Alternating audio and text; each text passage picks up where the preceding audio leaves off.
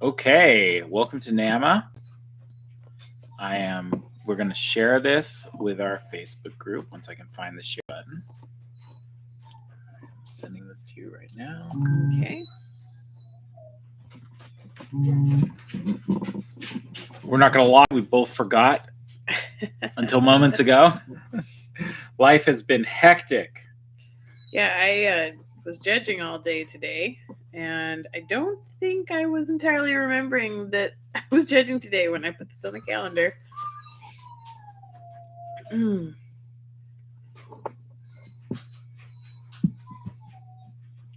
So, well, I guess we'll wait for people to join us. Yeah. Well, sure.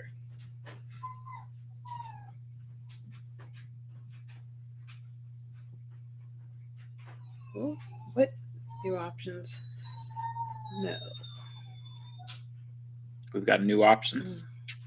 Yeah, some cloud something or other. That I don't know what it is.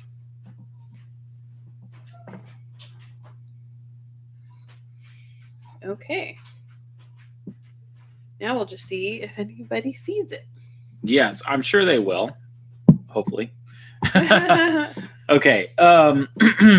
You've got the questions that we want. Yes. Okay. So let's talk a little news. What news have we got? What news have you got? Let's see. I think since the last time, Keebler got his ORT. Yay. I don't think I announced that yet. Keebler got his ORT, and Maggie had a rough NW2. I'm going to be posting about them hopefully in the next few days. I just have not had any time to do all that. So, yeah, life has been busy. We've been traveling a lot. I've got big trips to California coming up. We've added an events page to our website, which I need to update and remove some of the things that have already happened, add some things that are going to be happening. But if you want to know where we will be and when, go to our website, go to events, or what does it say? I don't know what it says, actually. I'm surprised you don't know. It says workshops. And scroll down, and it's got a list of workshops that we're going to be able to. I've got a lot coming up. So just be aware there is a lot coming up. And so if you want to see us in person, it's a good opportunity. And they're not just workshops and seminars. We also have like a local game day on there. And I'm sure we'll be adding other things as well. Absolutely. Absolutely. Hopefully Keebler will be going for his NW1 soon. So if you're not already following our Keebler, if you go to our website again, you go to online learning, and then you scroll down to self-study courses. Oh, that got it in a funny way. Then you go to all courses. There's how to train nose work with a corgi. I'm uploading all of his training videos there. You can see everything we did from basically nothing to ORT, and now from the ORT to the NW1. I'm going to be posting all of that.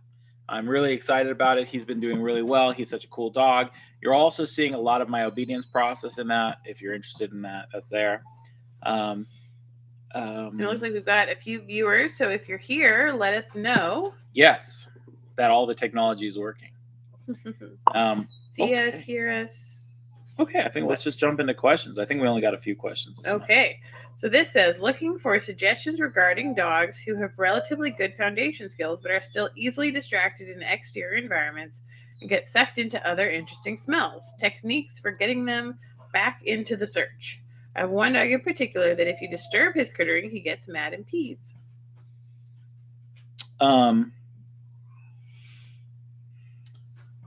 I think you need to interrupt the distractions, but how you interrupt is really important. Interrupt the being distracted. Yeah, the being distracted. I don't think you should just sit with it. And I think the fact that your dog gets upset and pees, that's too bad for him. If he chooses to pee and he makes a bad choice, he's going to be put away. So that just sets him back even farther. I think we need some drive building after things like that happen. So don't forget, anytime we're interfering with problem behaviors, we need to, on the other side, be doing lots and lots of drive building. So we need a little mixture of both. I've actually decided that my whole technique for adding these kinds of interruptions and corrections and nose work needs to be added to my foundation book. I've been seeing a lot of people getting huge benefits from interfering in when their dog is investigating crittering and things like that, that it is a core component of our teaching. And it is something that places that I go tell us that they aren't getting like that, those techniques earlier on. Well, they're not seeing those techniques. They're just not seeing them being applied. They're not getting answers for how do we solve this other than build more drive, which build more drive is important. It's just only part of the piece, only one piece of the puzzle. So what I do is,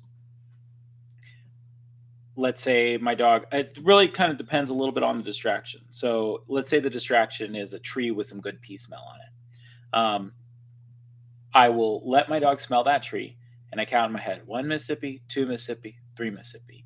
If the dog has not made any progress or left, by the time I get to 3 seconds, I go up, I take the dog by their control collar. My dog should be wearing their working equipment, and then they should be wearing the equipment that I brought them to the search area on. So a flat collar and a martingale collar, or a flat collar and a harness, depending on what equipment you use.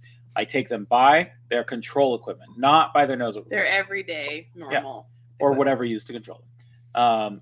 Take them back to wherever I started them and restart my search. When I get back to my start line, I will usually also count 1 Mississippi, 2 Mississippi, 3 Mississippi, and then requeue the search. Requeue the search, let the dog go back out, and I'll just do that as many times as I have to. If the dog chooses to pee, then yes, I'm going to put them back in the car. At a certain point, I stop taking them all the way back to the start line, and I usually about 5-10 repetitions, and right where they are, so they're sniffing the tree, 1 Mississippi, 2 Mississippi, 3 Mississippi, take the control collar, detach them from the distraction, pause. 1 Mississippi, 2 Mississippi, 3 Mississippi, and I just send them back to search. I don't turn them away. I don't do anything. And you're hoping that during those 3 seconds of pause that their brain and their hunting ability is going to re-enter their body. Sometimes it doesn't. And then the very next round, after I do that, I'm going to put a hide where they were distracted, so that I don't actually create avoidance of that area. I want to teach the dog it's the being distracted. It's not sniffing the object. It's being distracted that caused me to interfere. That's how I handle it. If I don't know what you've been doing, you can feel free to send a video and maybe we'll review it. Which, by the way, if you guys have specific questions and you want to show us a clip of training for us to review, we can definitely do that. To help us understand your question better. And I think we kind of skipped over the part. I think you started to say it. That you take them off of that tree there and you hold them for 3 seconds, then you let them go back to work. If they go right back to the tree, you do the process. You detach them and try again. You give them another 3 seconds to make a good decision. I usually don't. If I just detach them from that tree and they go right back to crittering, I'm not going to give them a new 3 seconds. I'm going to immediately do it again. Yeah, I think it slightly depends on the situation of the dog, like everything else. Use your intuition. Yeah.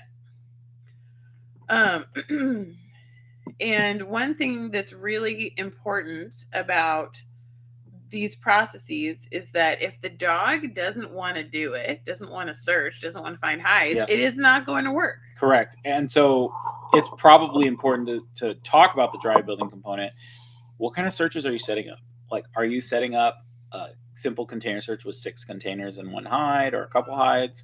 Or are we trying to do like elite level searches? Like, what are we doing out there? And maybe you need to go back to foundation exercises, whether that's tin toss or something exciting that the dog is going to build their skill back up. Because if the dog doesn't have the drive for what we're asking and the skills to accomplish what we're asking, then no amount of correction is going to help. And you mentioned about the dog who, if he gets interrupted while crittering, just goes and pees.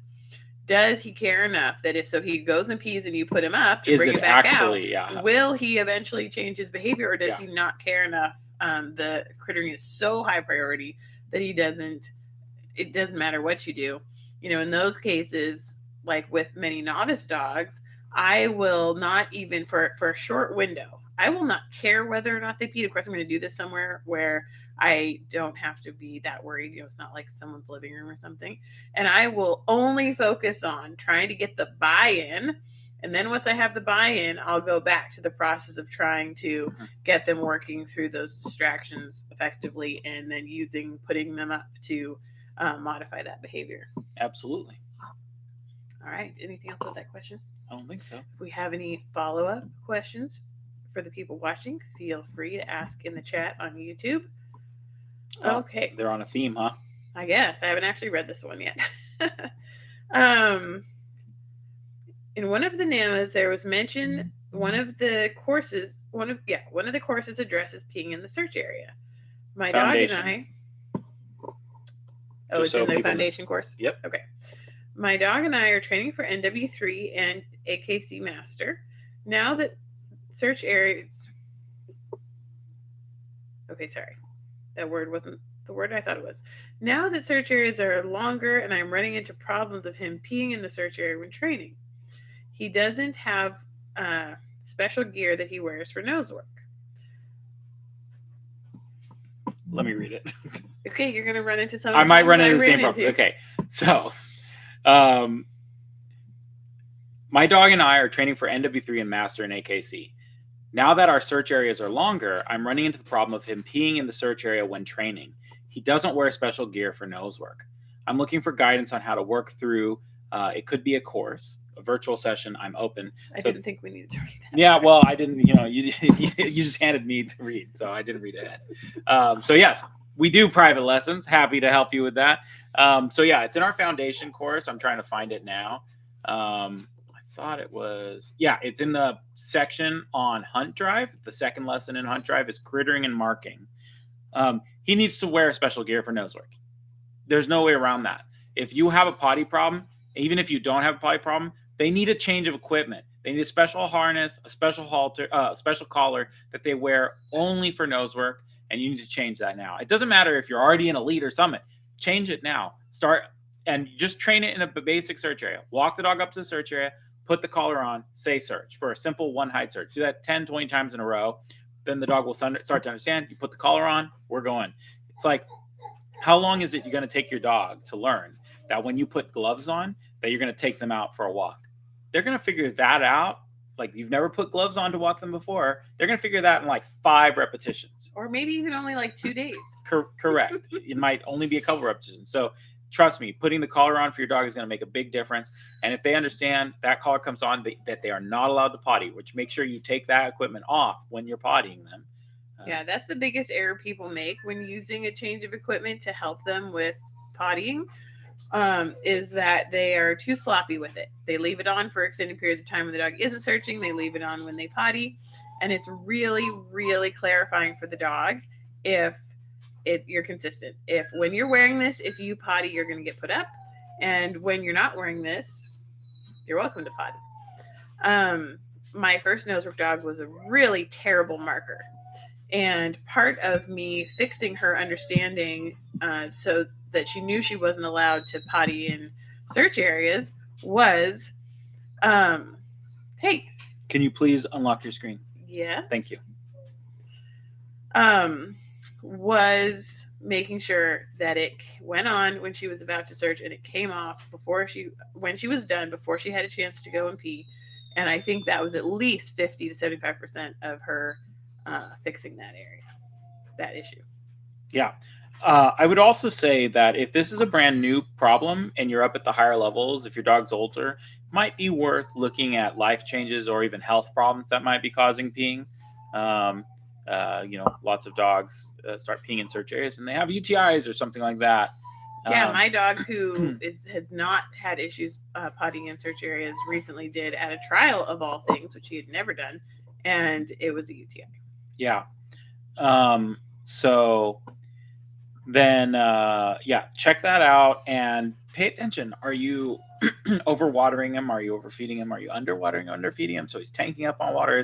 Is it because we're getting into summer? This happened 5 days ago. It's been warmer lately. Is your dog drinking more water? Is that causing them to pee more regularly? Do we need to start taking that into account as we're training him? All of that is important, and stuff that sometimes people overlook as causes. That said, the change of equipment is the core mechanic that you need to fix this problem. And sometimes they've just been practicing marking more in regular life. And when they practice that, it builds on it. So yeah, and if you're like peeing the dog 20 times in a training session before you search, stop doing that. We need to teach the dog to hold their bladder, not void their bowel every single time you pull them out of the car. Just like we do in potty training a puppy. Yes, at first you take them out regularly, and then you start lengthening how long it is before you take them out. We need to start doing the same thing in nose work. It's still crazy to me that, in an hour class, I'll see people pottying their dog 5 times. Like, do you potty your dog at home 5 times an hour? So that's not doesn't make any sense to me. The dog should be able to hold their bladder. In fact, I should probably do a class one of these days where they're not allowed to potty their dog the whole class. And a lot of times people do that because they're terrified of the dog peeing during a search. But instead of helping that long term, it makes it worse long term. So we have to be willing to end up in those situations where the dog does pee in the search, and we put them up and give them a break and let them understand that there are times and places that you aren't allowed to pee, because how are dogs supposed to know until we explain it to them that you can't pee in a search? There's no rule of nature. You can't pee while you're searching. Dogs stop and pee whenever they want, or they just let it fall out of them when they're doing something really important. So we have to make sure that we take the time to explain that rather than be just, annoyed at them for not already knowing that. Anything else? Speaking of annoyed, one of our dogs is a little annoyed right now. One of our dogs is very annoyed, yes. What else? I don't know. Do we have any other questions? Not that I'm aware of. I think that's all of our questions. It's going to be a very short NAMA this time, guys. Yeah, it already has been. Yeah, I think it's going to be a 15-minute NAMA. Wow. So quick month. When's the next one going to be? Our schedule over the summer is pretty crazy, as you probably already noticed, since we've rescheduled NAMA twice now. Yeah. It looks like we might be able to do the 22nd of June. Okay, the 22nd of June, guys. Submit your questions if you have any. I'm looking forward to seeing you. Yeah, this is also your general reminder to, if you think of a question, send it, and don't just wait for us to post about NAMA. Yes. Because we surprised NAMA'd you this time. Yeah, we didn't post a reminder. These were just the questions that we had. Yes. And of course, if we did miss anything, if you sent something and we somehow didn't end up with it on our list, please resend it so we can get it on the list. Okay. All right. Great to see you guys. Thanks for whoever joined us. Yes. And we will see you next time.